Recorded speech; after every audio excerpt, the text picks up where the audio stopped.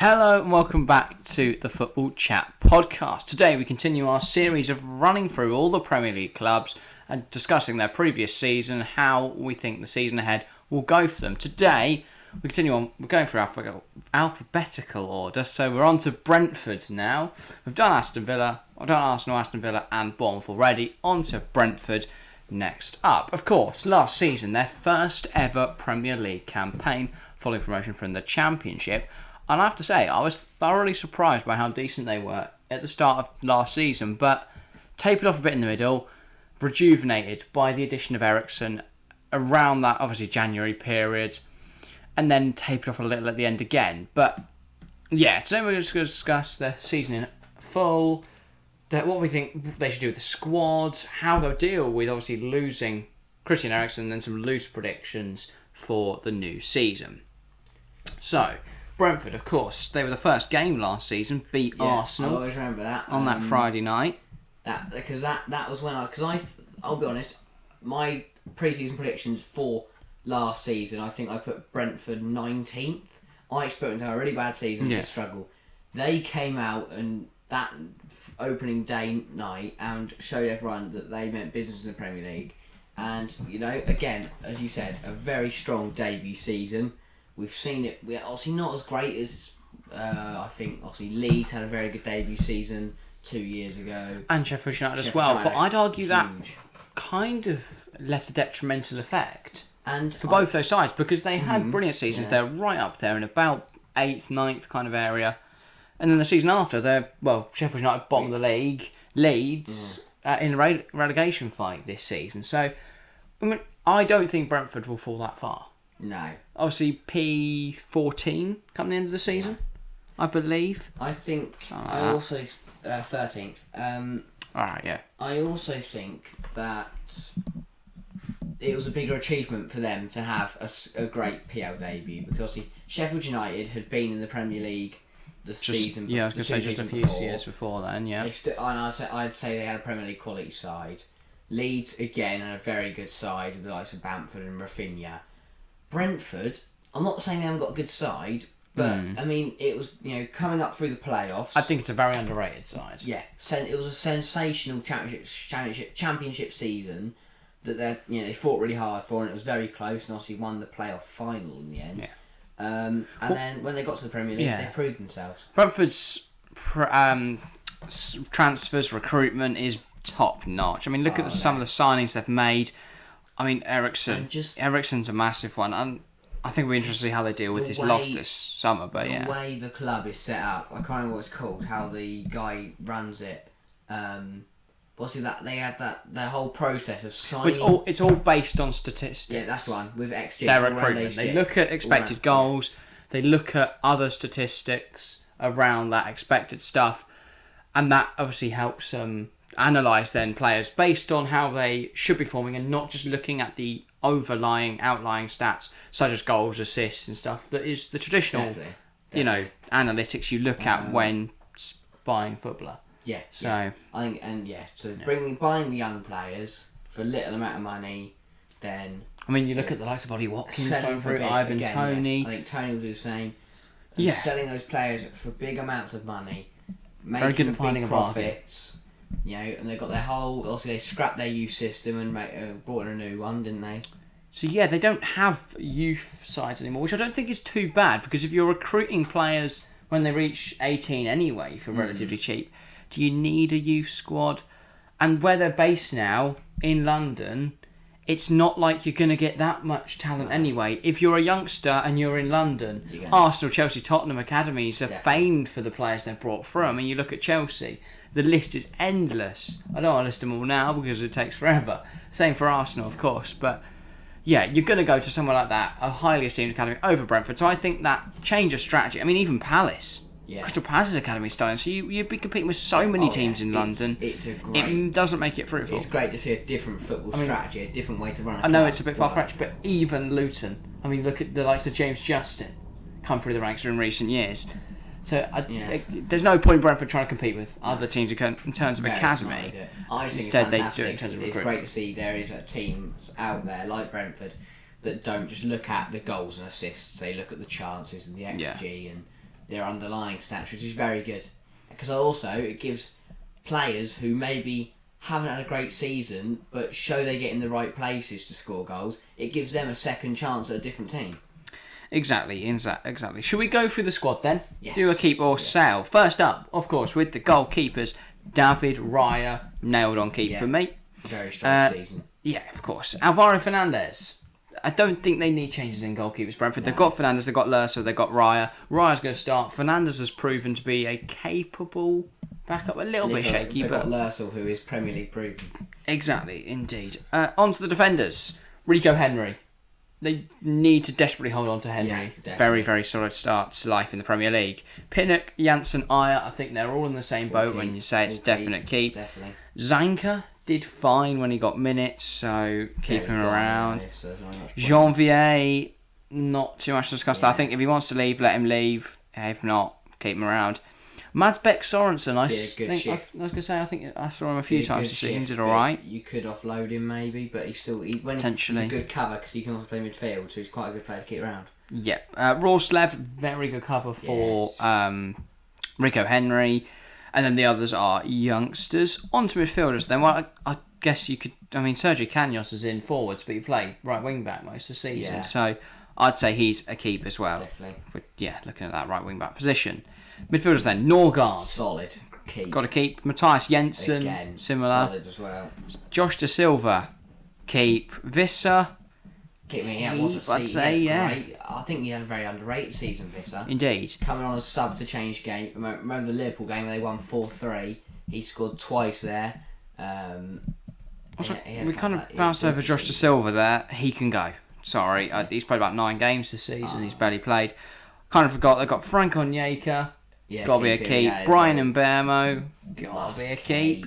Of course, I lost out on Ericsson, and I think that's key to talk about because he was different gravy for them in the second half of the season. Brentford could have been relegated or at least in the fight for it without him. Definitely. So I do think they've got to replace him somehow. Yeah. Whether it's finding one of the other players in the squad to step up, or whether it's recruiting someone from elsewhere. Interesting how they do that. Chandon Baptiste. Yeah, decent rotation. Don't care either way, sure. I won't be too opposed. Vitaly Janol, depending on how much you get for him, could be a sell. Because there's clubs like Bayern and Manchester United linked. If anyone's got 60 mil to spend, I'd say bringing that money in is good. It's between 50-60, yeah. Vitaly Janol. Forwards then, Saman Ghoddos. I don't think he's a good enough backup to Tony. Of course, Tony is definitely a key, but I think you have a striker. A striker is very key, and then Mbermo tends to play second striker. I don't think Mbermo's the greatest. 3-5-2. Really? I think he got incredibly unlucky last season. I think he's a good player. I just don't know whether I'll play him up front with Tony. I don't know if I'll play him in a 2. I'd rather him out wide. Really? Yeah. I guess. But then you've got to bring in wingers because they don't have any wingers. I think they need a backup striker. They have 4 forwards at the club because Mbermo's not counted as a forward and Canos plays right wing back. So I do think some forwards recruitment is very necessary. Definitely. We've spoken a bit about Ericsson, but I do think he will be missed. He'll obviously be... Well, it looks like he's going to go to Manchester United. If that is to fall through, potentially returning to Tottenham. And after that, then I think Brentford would probably be the next best option. So it'll be interesting to see where he goes. I'm going to have a quick look for some Brentford transfer news. I doubt it's like everywhere, but I'll have to see if I need can find to replace anything. Ericsson. They do need to bring in another couple of players. I think they've got to look forward. I think defensively they're actually mostly all right. Maybe another centre half to cut because I think Janssen's very good, but I doubt that he'll get through 38 games next season. And Pinnock is very Pinnock's good, but he's a fond of a card. I was actually just going to have a quick look through this Sky Sports article. According to this, Brentford need new wing backs, new centre back, and another striker. That's what they're targeting this summer. So Brennan Johnson, Keane Lewis Potter on their list. I think Brennan Johnson won't leave Nottingham Forest considering they're going up, but Keane Lewis Potter, that's a good Hull side who don't seem to have much going positive for them. They have just had, I believe, a change of owner recently. Yes. And a change. So I think they could be fine. And I think Keane Lewis Potter, a sale would be controversial, but that money could be reinvested. You can definitely get 20, 30 mil for Keane Lewis Potter. I think that would be a good signing for Brentford to bring in for if they can get it at 20 mil. Sort of back, because he can play out front and the wing as well. They're also looking at DJ Spence. I don't see that happening at all. He's going Tottenham by the looks of it. Aaron Hickey on the left, Arsenal. But he looks like he's going Arsenal. And then they were looking at Shakhtar Donetsk lads. This is going to be tough. Mikhalo Madroik. I think I've nailed it. I remember him playing for Ukraine the other night. Yeah. But he's gone to Bayer Leverkusen. So their wing back targets are all going elsewhere. So they're going to need to look at something like that. And then they need to bring in someone to replace Ericsson.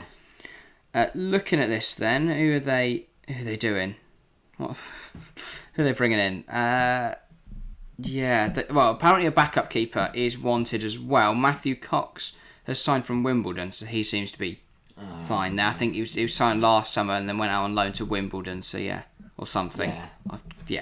And then they need some kind of right side defender according to this, because Canos is a winger, had to play at wing back for most of the season. So I do agree with that. Definitely and then wide players and probably another centre half and a front striker for me. Yes. I think they will. As we said, their recruitment's very, very good. The way they go about their business is superb. So I think they definitely need a right back. Obviously, they had to play Aya there when they switched up to that 4-3-3. So, yeah. That will be, very necessary to bring in some kind of someone to play in that right back or right wing back role. But, I mean, is there anyone you think off the top of your head? I think if Chelsea weren't going for Jonathan Klaus, perfect fit for Brentford, but it looks like he'll go Tottenham and play backup. But it's whether Brentford could potentially convince him with the promise of a starting position. But if Chelsea are to get Jonathan Klaus, maybe a loan move for Dujon Sterling. He spent the season on loan in the Championship, I believe. The Championship, either Championship or League One. Also, with Tottenham's situation, they've got Perisic, Sessegnon and Reguilon. They're allowing Sessegnon or Reguilon to leave. That's ambitious to go for Reguilon, though. If you're Brentford. I don't know. If he wants to stay Premier League and they want the other options. Spanish links potentially with Canos. I think he'll go Atleti, though. Probably. Renan Lodi. Because I think Renan Lodi will go Newcastle. Matt Target. Well, Jamal Lewis is more of a left back than a left wing back, but if they are switching to a 4-3-3... Don't know. Not fond of Lewis? No. Or Brandon Williams. Yeah. Wasn't sensational at Norwich last season, but no one was. No. Anyone would look bad in that team. I mean, the best midfielder in the world, Billy Gilmore, struggled in that team. So, and then, I think Brandon Williams is a perfect fit. United want him gone. Williams wants to leave. Brentford need a left back. Ticks all the boxes. And he's decent going forward, so left wing back wouldn't be too bad. Off the top of my head, Dennis, a decent Prem season last year. I think he's too good to be benched, though. They need a backup. He might not be, though, if they go... He can potentially, if you drop... Well. Yeah, maybe Dennis there. That's a very good shout, to be fair. On top of Watford, maybe Ismail Sarr. Yeah. Something like... Basically, target players that have just gone down. Yeah. Dwight McNeil. Oh, yeah, good steal. Because he could cover it. I think he could do a job at left wing back. What about Matt Loughton? No. Charlie Taylor. No. Who's, Maxwell Cornet. I think Hassan Kamara might stay, though, won't he? Who's... Maxwell Cornet would be perfect at left wing back. Or left wing. Right back for Watford. Kiko Firmino. No, you don't want him. I'm fairly sure. Something like that, isn't it? But in terms of some loose predictions then. Yeah. I think we're getting to, good 15 minute, 20 minute mark, something like that. I don't know, I can't count, but loose predictions. Brentford 13th last season. Do you think it'll be up or down from there? I think they'll have a good season, but I think more teams will have better seasons. Interesting. I think around where they were this year, they finished 13th this season. Maybe a 12 again, 12, 13th, not mid-table, not top half. I think they'll be a bit off top half, but they won't be in a relegation scrap. They'll be in that middle area, around 13th, 14th, 15th, 12th. I think they could actually get identical position. Yeah. To what they got last year. Because if I'm looking at the teams below, I think there's about one or two that will go ahead of Brentford. If I'm looking at teams above, I think there's only one or two that will go below Brentford. So, pretty much the same position again. The bottom three sides, unless one of them sets the world alight, are going to be in the relegation battle. Mm-hmm. I do think Brentford could get dragged into it though without the right recruitment. Yeah, really depends who they bring in. Again, I think we said the same with Bournemouth. It really depends who they bring in. Yeah, exactly. I think if Brentford go and announce that they've signed Brandon Williams, Emmanuel Dennis, and they've brought in a creator in the midfield to replace Ericsson next week, or Ericsson does end up signing with Brentford, I'd be looking at potentially a top 10 finish for Brentford. Yeah. Especially considering a lot of their players won't be going out on international duty. No. Raya will be with Spain, but he's certainly not going to be starting over the likes of Kepa or De Gea. That's the one I think off my head is Vista. Asenio. Won't be going. Won't be starting. Off the top of my head. I want to say DR Congo, but I believe you're right. I will just have a quick check. It is, DR Congo. Yeah. They're not going to the World Cup. And Burma won't be. He's French. Tony, English. They're not getting in the team. Shandon Baptiste, Grenada aren't there. Yeah. Onyeka, Nigeria aren't there. The Denmark players will be though. So Norgard, Jensen, Rorslev, Aya. Sorry, he's Norwegian. He won't be going. Yeah. Jorgensen. Janssen will go Sweden. They are. See, that's why I'm saying another centre half, because Pinnock won't go, but Janssen. Janssen and Jorgensen will both be. If Janssen is playing 38 games and plus the World Cup, plus cup competitions, he's not lasting. I don't think it'll be Janssen starting though. I think it will be Aya and Pinnock if they bring in a right back. If not, Janssen will start and they'll move Aya to right back. Aya, 38 games plus a World Cup. They definitely need centre half. Aya won't be. What I'm trying to say. Aya's Norwegian, so he's fine. Is he? Who's Norwegian centre halves? What do you mean? All the way out there, are they? Yeah, no way aren't going. If not, he would be going. Very promising young national side though of Norway. Aya, Haaland, Odegaard. Side note, but yeah. Really, Aya is really not out there with Odegaard. Odegaard's not out there with Haaland, but... Jans Peter Hausch. Oh dear. I'm trying to think of other Norwegians now. Josh King. What a link up that'll be. Yeah. To be fair, FIFA, I mean, that little triangle as an attacking thing, early game, Haaland, King and Odegaard. Yeah, King's not Premier League anymore, is he? It's a shame. Maybe gets a move to Brentford. Backup striker, he'd be shit, but... He would be awful. He would be dreadful. Perfect link though with Iron. Yeah. Anyway, I was going to say that just took a very weird turn. I think that's about all for today's. Yes. There's not too much to say on Brentford. No. They've not made any transfers yet. They are in the market for a few players, but I've not seen any mental rumours. I've seen Brentford. They're like Newcastle seem to be and Aston Villa seem to be. You see a link, it's like, this player's in, clubs are interested in this player, and there's like this long list. It seems to be the same few clubs cropping up every time. Brentford, Newcastle, Tottenham, always seem to be there. I remember seeing it with like the Boubacar Kamara and stuff. Those kind Brentford of clubs. Would never get him over Newcastle. No, not Brentford for that one, but those are sort of clubs. It's like the clubs seem to be linked to every single player. So it'll be interesting to see, who Brentford do get. Yeah. Obviously, we're recording this about 4 days before it goes out. Yeah. So potentially they've got time to make some moves. Ronaldo, then if Ericsson's re-signed a contract and they've maybe got Ronaldo somehow, then yes, we will look stupid. We won't. We'll just say sorry. We didn't realise that was going to happen. But yeah, thank you very much for watching / listening. This is episode 46 now, fast approaching 50. 47. Oh yeah, 47 now. Jesus. Yeah. So 3 episodes time, I think it will be Crystal Palace. Come on. Wow, what episode 50? But yeah, thank you very much for watching / listening. Oh, just quickly, if you're on YouTube, head on over to Spotify, and if you're on Spotify, head on over to the YouTube. Share the love across the platform. Hit follow, hit subscribe. Vote on our community posts. Go check out the community channel. We've got that now as we hit 500. In fact, today we hit 550. So thanks for all the love and support on the channel in the recent weeks, months and year. But yeah, thank you very much for watching, and we'll see you next time. See ya.